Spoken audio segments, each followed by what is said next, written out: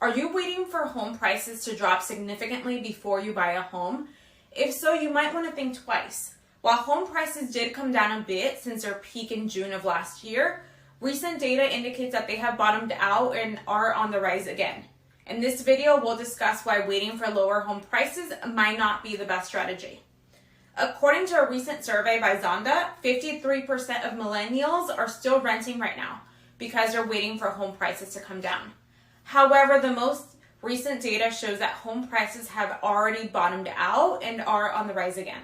Selma Hepp, the chief economist at CoreLogic, reported that U.S. prices rose by 0.8% in February, indicating that prices in most markets have already bottomed out.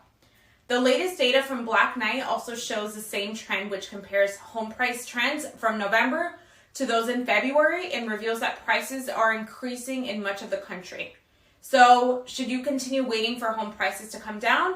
The answer is probably not. The experts project that home prices will rise steadily and return to normal levels of appreciation after 2023. So if you're waiting to buy a home until prices come down, you might want to reconsider. Let's connect to make sure you have an understanding of what's happening in your local market. And remember, home affordability is based on a combination of mortgage rates, home prices, and wages. And waiting for all three factors to align in your favor might not be the best strategy.